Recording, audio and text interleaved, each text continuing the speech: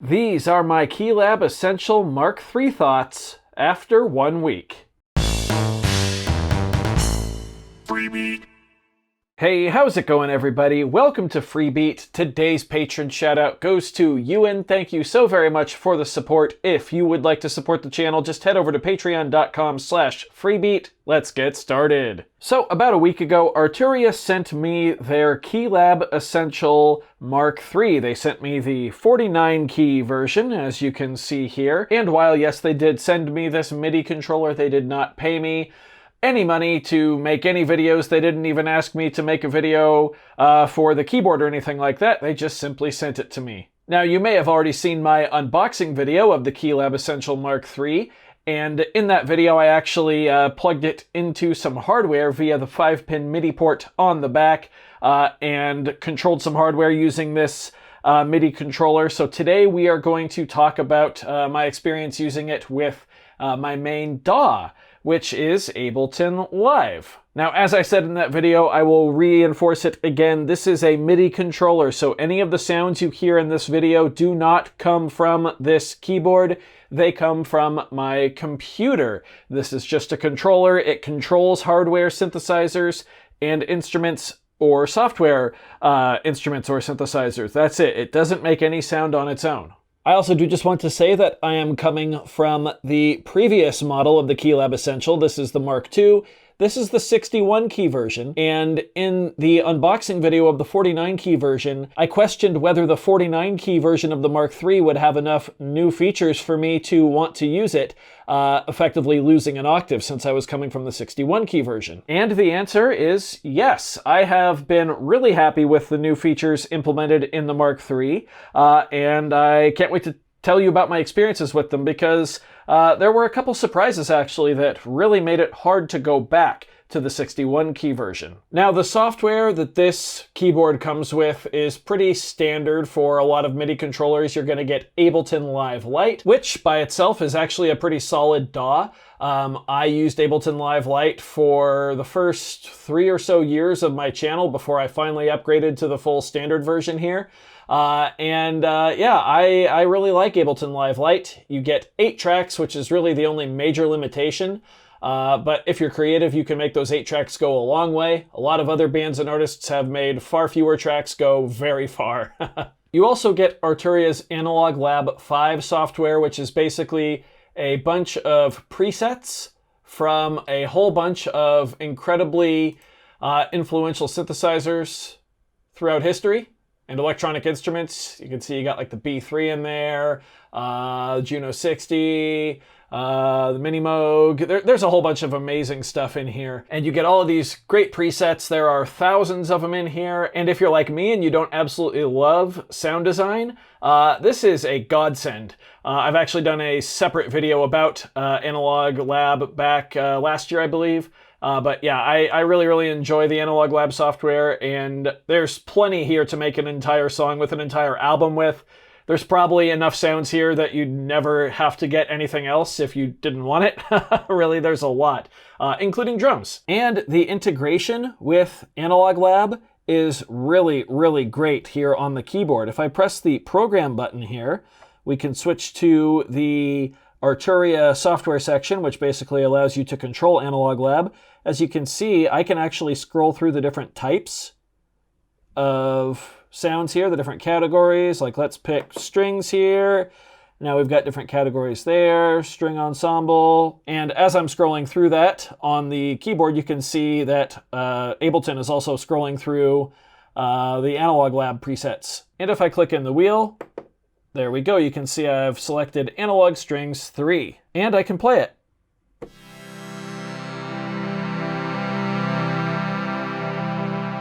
The 9 faders and knobs here also correspond to the knobs and faders on screen. So this is going to be our brightness control.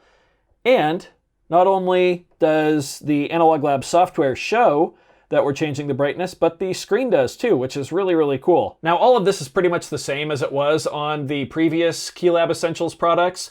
But I figured I'd just show it off because the integration is still there. It's very tight, actually a bit tighter than it was before.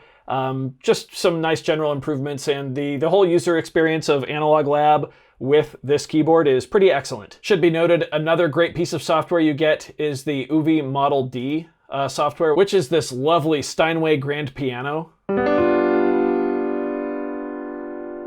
It's excellent, and it's kind of my go-to plugin for just songwriting and basic arrangement work when I'm just kind of, trying to figure out, like, this melody goes like this, and it's going to go at this place on my song. Yeah, absolutely killer plugin. By the way, the price of this keyboard here is $219 US. That's for the 49 key version. The 61 key version goes for, I believe it's $269.99. Okay, so if we press program again, we can see on the screen here, we are now controlling Ableton itself. We are in session view, and we are on track number 2, which is the UV workstation. We can jump between our tracks with these two contextual buttons right here. And these contextual buttons, there's actually 4 of them in total. These are real game changers in my opinion. Being able to directly interact with not only Ableton, but the feedback on the screen is really, really nice. One of my favorite additions is the ability to arm or disarm a track with this button right here. You can arm or disarm the selected track very, very easily. This is fantastic for jumping around to different tracks. This button here actually switches between device control or track control. So on track control, by default, this first knob here is going to control the panning of track 1. This is the panning of track 2. You can see those changing on the screen, and so forth. And the faders are going to be the track levels. And on the screen, we actually get visual feedback as well, which is really cool. You can see the exact level. It works for the knobs too, so we can adjust the panning. Cool. However, if I push this button in, we're now on device control, and the knobs and faders now control the selected device. So in this case, the track that we're on is our Analog Lab track. Now that's super cool, but what if I don't want to use an Arturia product? Well, let's take Vital Synth here, which is one of my favorite third-party plugins. And I believe it's free, which is really cool. And I'm going to grab one of my favorite presets here, which is Sun Keys. Yeah, awesome. And thanks to Ableton's MIDI mapping, I actually have the first knob here set to control the filter cutoff. So if I turn that, we can see there goes the filter cutoff.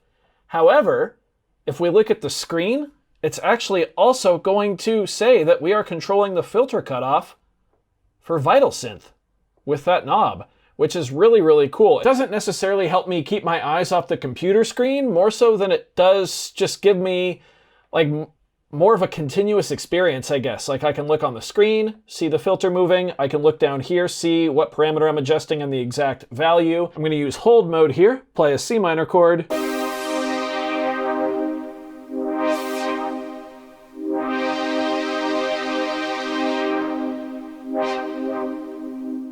And there you go, show you how that works. Super nice, super handy. Ableton's MIDI mapping is incredibly extensive, so the ability to get some on-display feedback here on the Keylab Essential is very, very cool, even if my camera doesn't want to focus on it. There we go. Really quick, it also should be noted, I'm just going to put like a random compressor here on our drum kit. It should be noted that the controls and the screen also show you parameters of Ableton devices, which is really, really cool. Look at that. Yeah, nice. The drum pads have also really grown on me. They're a lot stiffer than the old ones were on the Mark II. However, I really, really like them. So I'm going to go ahead and drag in an Ableton drum rack here. We'll go with the Crushed Ice kit. And as you can see, right now the pads are set up for session view. This, if I hit this pad right here or this one, I'll start recording clips in the first or second column of the second track there of Crushed Ice. But if I push bank, now these turn into drum pads.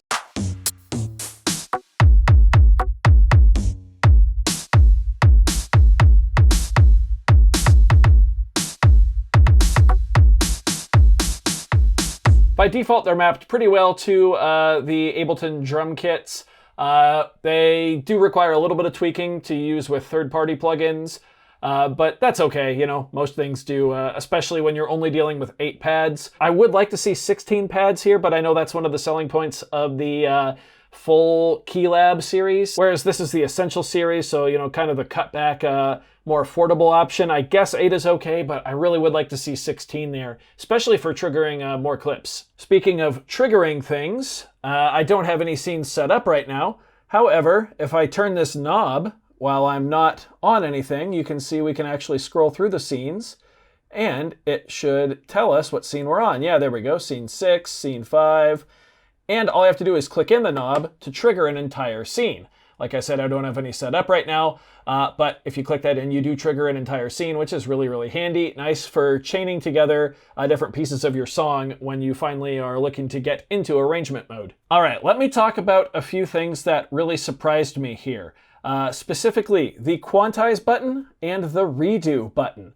Quantize is very, very simple. When you've recorded a clip and have any sort of selected amount of notes or anything like that, you can just click quantize and it will quantize those notes to whatever the current quantize setting is set to.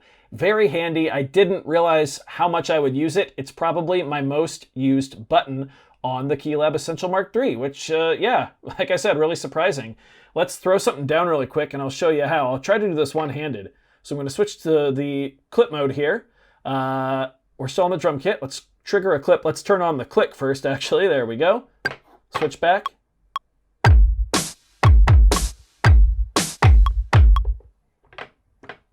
Okay, little awkward one-handed.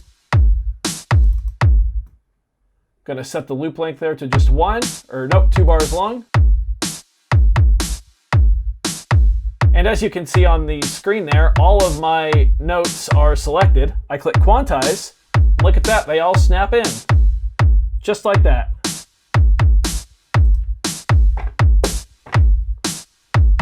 And I can even quantize that last note there if I stop the pattern before doing so. I've talked before about how much I enjoyed the undo button on the Mark II. The redo button is the opposite of it, and it works as expected and is just really nice to have. I didn't realize how many times I'd undo something and then be like, oh, nope, actually I want to do that. And then just redo it. Nice and easy. So all in all, I really do enjoy the new features on the Keylab Essential Mark III series. The ease of use is greatly improved, I feel, over the Mark II, and a lot of that has to do with the screen. I'm finding myself keeping my hands off of my keyboard down here, which I know I need to replace. It's old and gross. And even off of the mouse, a lot more than I did on the Mark II, and a lot more on the MIDI controller, which is, I think, what you want in a MIDI controller, you know, mostly aimed at a DAW. One thing to note, you might be able to see, one of these faders down here is actually slightly bent out of the box. I'm not sure if that was just from shipping damage or what, but it is kind of bent. It hasn't affected performance at all, like nothing, not at all, and it works fine, but it did catch me off guard when I was trying to look at the keyboard and I was like, something seems wrong, but nope, just fader number 9 is bent a little bit. So far though, that's really been my only complaint with the keyboard, is that one of the faders showed up a little bit bent. The new knob and 4 contextual button interface works really, really well. I love how much easier everything is to navigate. You can just kind of move around wherever you want. So let's go back to Vital Synth, arm it for recording, turn on the arpeggiator. There we go, turn off the ARP, turn on chord mode, turn on scale mode.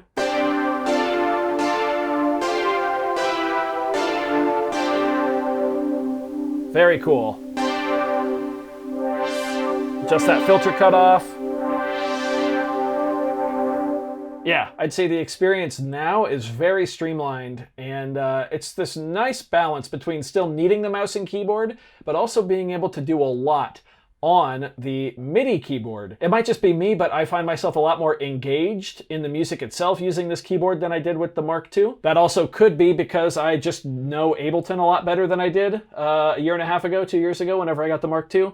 I feel like I've gotten a lot better at it, and kind of just understanding electronic music in general as well. But I do feel the new features on the Mark III have certainly aided me in that regard. If you already own the Keylab Essential Mark II, would I recommend upgrading to the Mark III?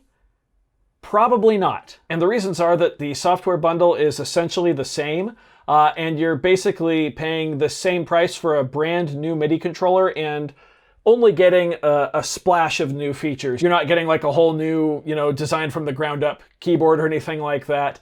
It still is a Keylab Essentials keyboard. So if you already own the Mark II, I probably wouldn't recommend upgrading unless you really, really, really want the ARP and the chord stuff on board. However, if you don't yet have a controller and you're looking to spend less than $300 on something that kind of covers all of your basics while giving you a pretty solid workflow and a pretty killer software package, then yeah, I definitely recommend it. But do your research. There's also offerings from other brands out there, like Novation. A lot of it also has to do with what DAW you want to use. I use Ableton and I feel the integration here is pretty tight, but you know, definitely got to do your own research, watch a lot of other videos, read other reviews. This might be the keyboard for you, or you might be better off with something else. For me, I'm really enjoying this keyboard. I have found myself enjoying the process of using the keyboard combined with the software a lot more than I did with the Mark II.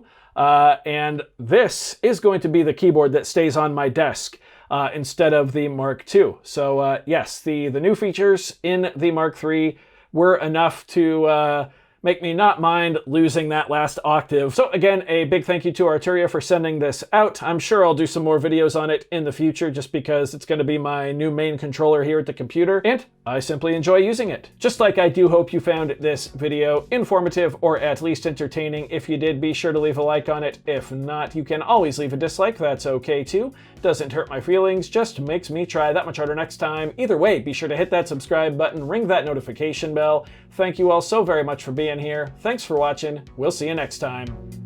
Bye.